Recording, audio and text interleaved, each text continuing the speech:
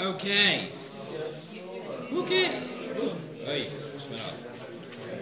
Okay. So source sheets are in the back. So for those of you who are still here, I commend you. We are, I don't even know how many hours we have been here. A lot. We've been here a lot. I'll be honest that when I was reading Tehillim and my voice was starting to go, I felt bad because Tehillim is a beautiful song and I really wanted to say it with a full voice. Something about Kohelet tells me that this is the voice. It is supposed to be read in. So let us go in to Kohelet. Kohelet. So the third Sefer of Shlomo HaMelech. Shir Hashirim Rabbah tells us Shlosha Svarim Katav Mishlei V'Kohelet V'Shir Hashirim. He wrote Mishlei, which we've talked about, Kohelet, which we will talk about in just a moment, and Shir Hashirim. So the Gemara says, and I mentioned this before, Izamen Katav Tchila. Which one did he write first? So, first possibility, Rabbi Chia Rabba Rabbi Yonatan. Chia Rabba Amar Mishlei Katav Tchila. Rabbi Chia Rabba said he wrote Mishlei first. V'achar kach Shir Hashirim, v'achar kach Kohelet. Umayti lamaikra, and he proves it from the following verse. Veidaber shloshet alfim mashal, mashal zeh sefer mishlei. He wrote mishalim. The next part of the verse is Vahi shiro chamishav elef, and his song was 1,005. Zeh shir hashirim ukohelet basof amar, and then he said Kohelet. Okay, that's not a thematic claim. Matnita rebchia pligal da'edin shmaita, but then argues with the following statement. Matnita amra shlashtan katav ka'achat. So one Tanaitic statement says it was said, they were all said at the same time, meaning he taught them at the same time. Ushmata amra kol chad v'chad b'fnei asmo. Another says they were written at different stages. Tani Rabbi Chia Rabba rak le'eit ziknat Shlomo sharta alav ruach hakodesh v'amar shlosha svarim. That is, at the end of his life, he wrote all three books. Mishlei v'kohelet v'shir hashirim. Rabbi Yonatan amar. Rabbi Yonatan says no, thank you. Shir hashirim katav tchila. First he wrote shir hashirim. V'achar kach mishlei, and then mishlei. V'achar kach Kohelet, and then Kohelet. Umayti Rabbi Yonatan miderech eretz. Rabbi Yonatan said, I can explain to you. K'shadam nar omer divrei zemer. When someone's young, he sings love songs. Higdil omer divrei mishalot. He gets older, and he says wise things. His skin omer divrei havalim. When he's old, he just says, oh, forget it. Everything is vanity. Rav Yanai chamui deriyami amar hakol modim shekohelet b'sof amran. Therefore, everyone agrees that Kohelet was written at the end. Kohelet, I've got to admit, is one of my favorite Svarim in Tanach by a landslide. It really is, but it is a depressing book. It starts off depressing. 7 times. Hevel. Vanity of vanity is so vanity of vanity. All is vain, all is futile, all is nothingness. It is depressing. And then it goes, there's some depressing, there's some hedonism, right? Sometimes he just says, well, if life is all, if everything's going to be terrible, then you might as well enjoy life. So, hey, just enjoy getting married, enjoy being with your wife, have some good food, whatever. There's no greater purpose to life.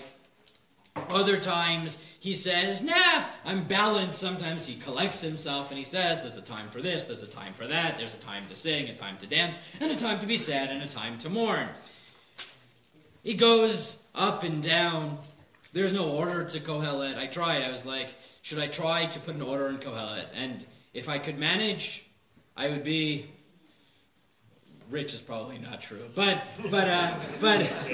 you know, whatever. I would be recognized as a much bigger scholar than I am, because putting order on the book, it's very hard. And to be fair, I think that's the point of the book. There is no direct order the book goes. It's positive, it's negative, it's happy, it's sad, life is meaningful, life is meaningless.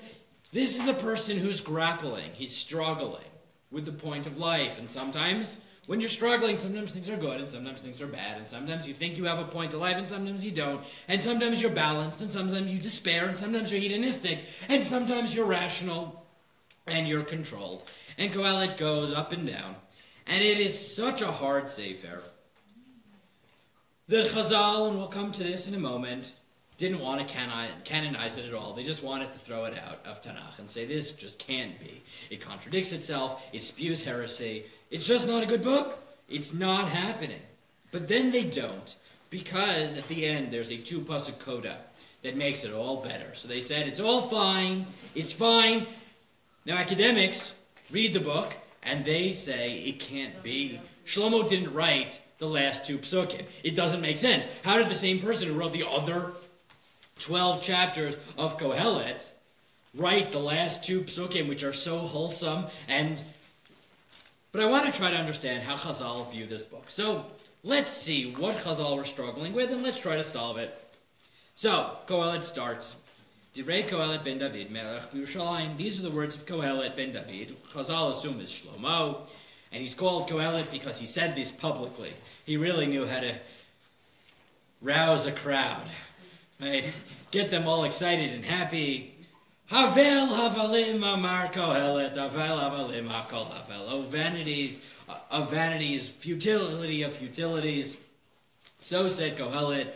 Futility of futilities, all is futile, all is worthless, all is meaningless, or hevel might come from breath, from air. All just dissipates. It's just, all those things you think are meaningful, they're not. They're just not. Like, what is the point?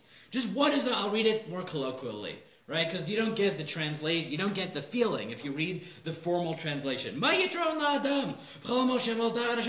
the point of doing anything under the sun? There's just no point. A generation comes, a generation goes, and the world keeps standing.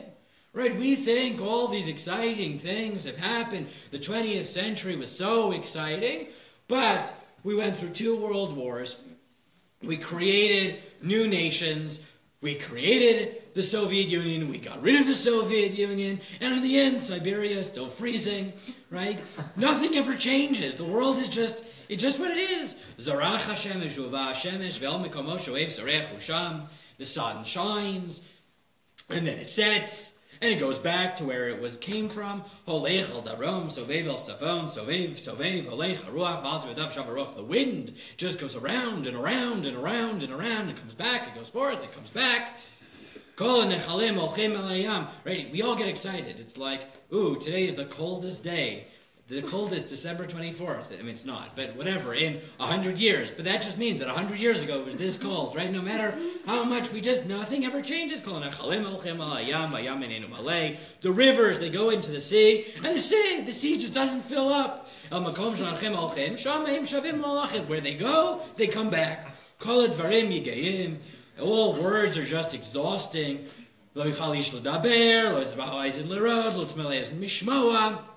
You can't say everything you want to say. The eye will never be satiated. Your ear will never hear everything. It will never be full. What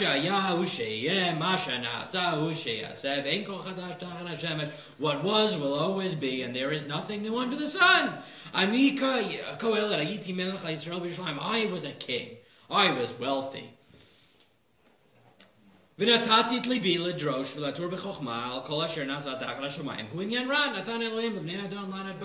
And look, I was rich. I had all the time in the world. I could do whatever I want. So I spend the time. I'm Shlomo. I tried to understand wisdom. And you know what I figured out in all my free time that I had, becoming the smartest man in the world? It's all pointless. God gave the whole world just to torture us. I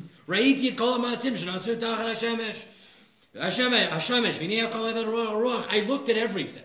I was the most powerful emperor in the world. And as he goes on to tell you, I tried everything. I was a hedonist. You think the world's about pleasure? I tried it all. It's not so great. It's not so great. I tried every pleasure in this world, every food, anything, power, wisdom, wealth, everything. Everything. And it's worthless. I've been there, done that. Yeah. Right? This is like, and the whole book just goes on like this. It just goes on. And then at the end, Kohelet says, and you know what the summary of the book is. You're just waiting for him to say the summary of the book is life is pointless. Give up before you start and whatever, right? Instead, he says Sof Davar. Here's the summary of the book. Sof Davar Kol Nishma. The upshot of it all is fear God, keep his mitzvot, because that's the purpose of man. And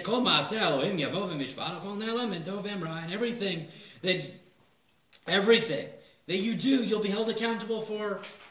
And you look at the book, you say, well, where did that come from? The whole world is pointless. At the end, he's like, and you know what the summary of my life is? Do the right thing and it'll all be good because God will take account of it. It'll all be, God is fair and the world, it's a pretty decent place, at least just, and that's fine. And Chazal look at this book and they say, I do not know where to begin. Right? Chazal in number 4 say, Amar Rabbi Yehuda Brei Rav Shmuel Bar Shela Mishmei de Rav Bikshu Chachamim Legno Sefer Kohelet. The Chachamim knew what to do. They said, you know what? Let's bury it. Let's just bury it. Kinizah means let's not canonize it. Okay? Let's bury it. We don't want this in Tanach. Mibnei Shedvarav Sotrin Zed Zed, because it's just filled with contradictions. Mibnei Malo Ganzu Mibnei Shetchilato Divrei Torah V'Sofo Divrei Torah. And why not? Why didn't they kick it out of the canon? Because it starts with Torah and it ends with Torah. So you look at this Gemara and you say, wait a second, I get it. Okay, the end is Torah, that's true. The end is, everything has a point. As long as you do what God says, it'll all be great. Where in the first 10 psukim did they see Torah? So they say, Dichtiv, Ma yitron la'adam b'chol ha'malo she'amal tachar ha'shamesh. Because the pasuk says, what benefit is to man in doing anything under the sun? Now, reading that pasuk, raise your hand if you think you would have read the third pasuk in Kohelet, right? What is the point of man's life in this world as you should learn Torah? Right? Does anyone see that? But this is how they read it. V'amri debei Rabbi Yanai, tachar hashemesh hu de'ein lo, kodem shemesh yesh lo, beneath the sun. There is nothing worthwhile, but above the sun, before the sun, meaning the Torah, which preceded the world and lives in heaven, that is the point. That was the hidden message of the whole book. You know, when he said he was miserable and the world was pointless the whole time, he was just telling you that everything besides the Torah. How did Chazal get that? I read, what is the point of life? I read, what is the point of life? Chazal said, what is the point of life? That thing that I didn't mention, but is obvious from context. It's not obvious. And they continue. And they say, Divrei Torah, Dechtiv, Sof Davar Kol Nishmai Elohim Yiravet Mitzotav Shemor Ki Zeh Kol Adam. And how do you know?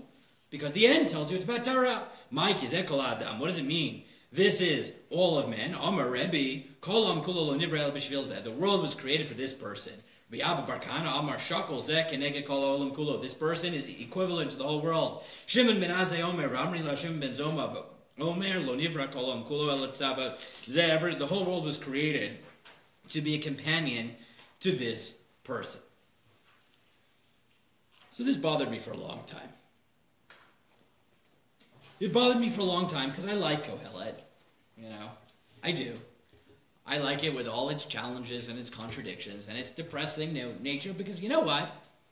Sometimes that's what life feels like. And you want to know that someone else felt that way. It's not the whole story. He wrote Mishlei and Shir Shirim also. But what are Chazal doing to me? How are they rereading the whole book? The book said that sometimes things feel pointless. Sometimes you just look at life and you're like, what am I doing here?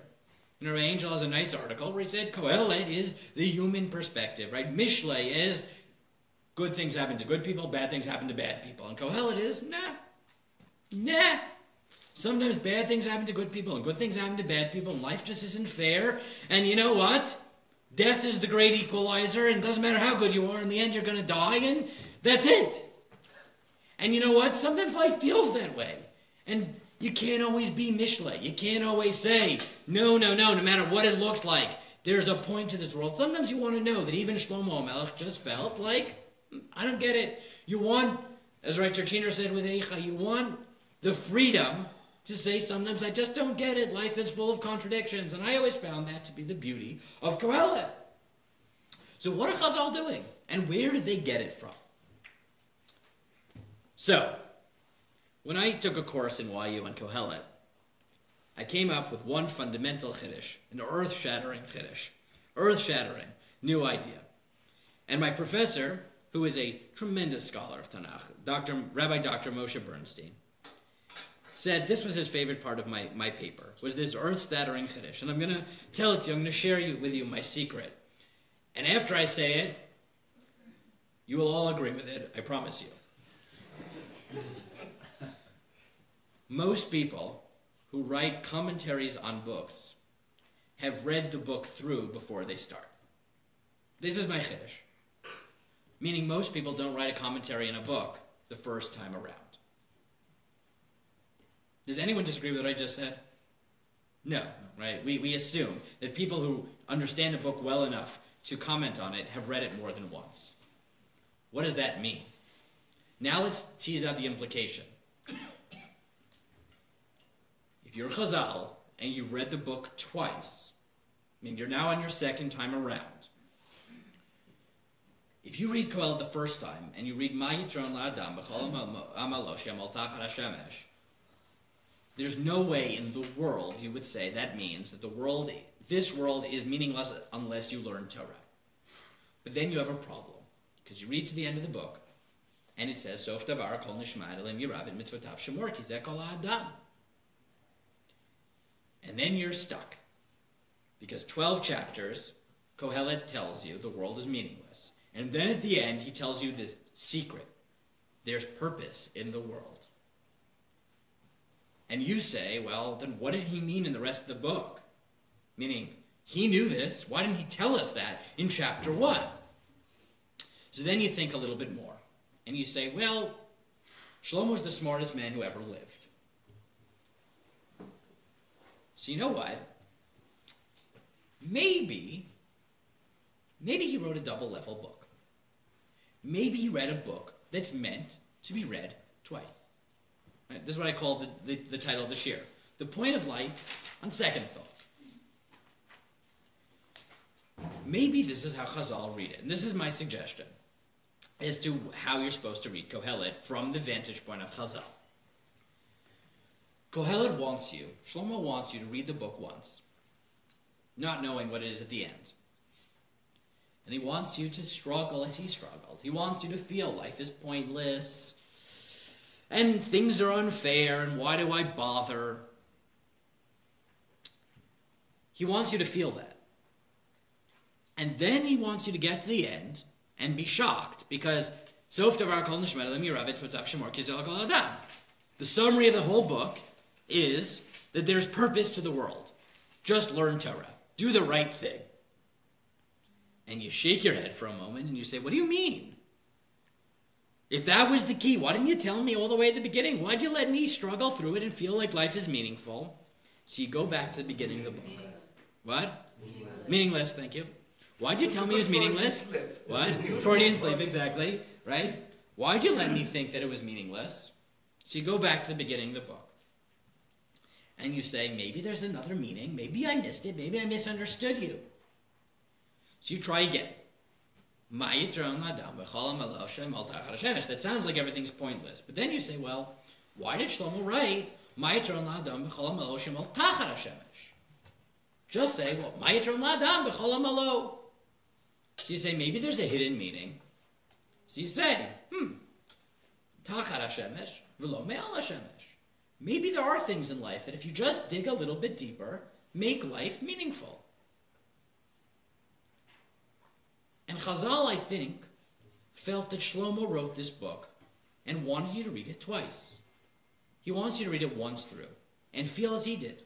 Feel that sometimes a human being, it just feels like life is pointless. And he wants you to read the book as if that's its meaning. And then he wants you to get to the end, where he says, and the summary of this book is that life is intensely meaningful. Shake your head and say, I clearly just missed something in this book. Go back to the beginning and reread it and dig a little bit deeper. And then you'll find that life isn't meaningless. There is meaning. It's just hidden. And sometimes it's hard to see. Kohelet is meant to be read twice. You're meant to experience it without knowing Sof Davar, and then you're supposed to reread it, knowing Sof Davar. And that, I think, is how Chazal read it. Because if you look at the number 5, this is the Aramaic Targum, of Yonatan ben Uziel, one of the Tanaim, one of the earliest commentaries we have on any book in Tanach. This is his translation. Ma motarit le'nash batar di yemut min kol torchedu tarach tuchot shimsha ba'al mahadein elahein lemeisak be'oraita lekabala ger shlim la'alma da'atei kadam marei alma. What advantage is there to man after his death from all his labor which he labored under the sun in this world, except he studied the word of God in order to receive a good reward in the world to come from before the Lord of the world? And you look at that just like you look at the Gemara and you say, where did he get that? And as I said, this was my novelty in the paper. This was my chiddush. Because Targum Yonatan is writing the Targum. He's rereading the book for you. He's telling you, if you want to reread Kohelet, and you want to know how Sof Davar Akol Nishman Elohim Yiravim Tzotav Shemor permeates the whole book, this is how you got to read it. And Rashi does the same thing. Look at Rashi in 6 and 7. Mayitron, what benefits Charum Umotar? What reward or benefit do you get? Tachar HaShemesh Tmurat HaTorah Shikru Yaor. What benefit will you get in the world if you trade in the Torah, which is light? Shnemar v'Torah or Kol Amal Shu Machlif Bo. Isek HaTorah Maschar Bo. All toil which is switched for involvement in Torah, reward is in it. Or in 7, Masha Yahu Sheiyeh. What was. That sounds right. What was. Nothing's ever going to change, but this is how he rereads it. B'chol Mashu You're right. There's nothing novel in the world if you're not looking at Torah. If you look at the material world, you only see what's created. But if you look into the Torah, you'll find new things. Kohelet Rabbah, the Midrash, does this as well. Ma'itron la'adam. Amar Rabbi Binyamin, Bikshu Chachamim, Ligno Sefer Kohelet B'Nishamatzu B'Dvarim Matin Litzad Minut. The Midrash is even harsher than Gemara. They wanted to hide away the Kohelet because it's heretical. Amru, Harikolchem Achachmato Shel Shlomo Shabalo Mar Ma'itran La'adam B'Chol Amalo. They said, really? For all his wisdom, the smartest person in the world, it all came down to what is the point? Could he possibly have meant Torah? Chazru V'Amar Lo Amar B'Chol Amal. El Ba'Malo. He didn't say there's nothing worthwhile. He said Amalo. His toil. Ba'Malo Eino Amel. Ba'Melo Ba'Amel Lo Shel Torah. But if you toil in Torah, which is his toil with a capital H, there's meaning. Kohelet Rabbah again. Rabbi Shmuel Bar Aviv Chamat El Hashem Rabbi Shimon Ben Eliezer Shiva Havalim Shamar Kohelet. The 7 meaninglessnesses, vanities. Keneged Shiva Lamot Shadam Roeh. And this mashal, this interpretation of Kohelet, wraps up what I think Chazal saw in this book. Ben Shana Gomer Lemelech Natun Bis Bekarpetisei. I hope I got that right. V'akol Mechapkin Maneshkinato. And a baby, you're a king. You are just a king. You're in the carriage, everyone kisses you, gives you free things. They love you, hug you, and kiss you. Babies are the king of the world. Ben Shtein v'shalosh domeh lechazir shposhet yadav b'bivin. 2 and 3, you are like a pig. You ferret in the sewers, right? Right? It's an ufruf, and they throw candy, and the kids are out there, right? You know, that's how it is. Ben Eser shanako fates gigdi. When they're 10, they jump around like young goats. Ben Esrim kisus nahem mishaber garmei uvay itza. When you're 20, you're like a neighing horse. You groom yourself to find a wife. Nasai sharek chamor. Once you are married, you got a family to support, you are a donkey, right? You are a animal of burden. Holid banim meiz banav kachelev lavilacha. Right? You have children, you're like a dog, you're brazen, right? You need to support your family, and you'll do whatever it takes. And lavilacha mazono. Yiskin, when you're old le'erekakof, you're like a monkey, right? Hadad taimar b'amei aretz. That's life. If you don't have meaning in your life, you start out like a king and it goes downhill from there. Aval b'bnei Torah. But if you have meaning in your life, K'tiv Amelech David Zakein, that the King David was old. Afal Pishu Zakein, even though he was old, Melech, he was a king. I remember visiting my grandmother years ago. When she was elderly, she had Alzheimer's, and she lived in an assisted living, and you saw a lot of people who were sick, and it's hard. It is hard. and they're depressed and they're watching movies. Just movies all day. But then there's that little Beit Midrash over there, and there was a guy in his 80s, right, who clearly had learned. And every day he was there for hours just learning. And you saw him, he was happy. Right, because he had something to do. And it didn't matter, he'd been 80 years, so he'd been learning for 75 years since he was a little kid. You know what? He was happy. He was retired, he couldn't walk so much, so he sat there and he learned. He had meaning in his life. He didn't have to watch the movies all day. He found meaning. He was happy. You see that it's true. That a person could be as old and as weak and in the same situation, but if he has meaning, he has something to do, the older he gets, the more regal he is. Because people realize he has wisdom to share. People don't have meaning in their life. They don't have something to fill their time with. When they start to lose their energy, it's sad, right? But what Kohelet is telling you is there's two ways you can live life. You can live life the way you read the book the first time. That life just seems unfair. At some point it just seems pointless. You've tried so hard your whole life. You get older, you get weak, and all your accomplishments, they disappear. The world is run by the young. And you can get depressed or you can give up. That's if you think about life the first time around. But on second thought, you can transform it all. Sof davar kol nishma Elohim yirav and mitzvotav shemor. You find meaning in your life. Then you realize, sure, amalo, your job, you're going to retire. And you're going to be too weak to go to work. And you're going to have to find meaning in something else. If you don't have meaning in something besides for your job, then when you retire, what are you going to do? But if you have a meaningful life, then it's not amalo. It's amalo with a capital H. It's his amal. You'll have meaning till the end.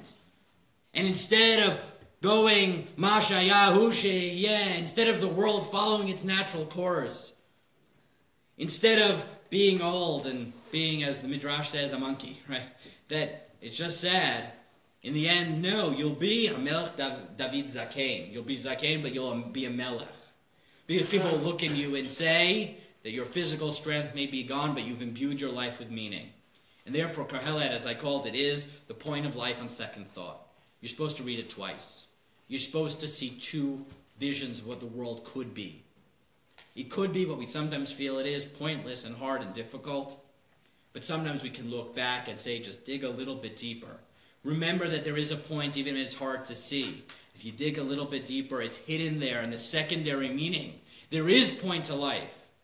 And therefore, yes, the summary of Kohelet isn't what you thought it was, reading it the first time around. It's Sof davar kol nishma Elohim yirav mitzotav shemor ki zeh kol ha'adam. If that's the way you live your life, then as the Midrash says, HaMelech David Zakein, Afal Pishu Zakein, even though you're old and you're weak and you can't do everything you might have done earlier in life, Melech. You've reached the pinnacle, you've lived your life fully. That's something to be proud of and be happy of, and that is a life worth living. With that, we move to, I don't even remember what we moved to, but whatever we move to, we move to. What?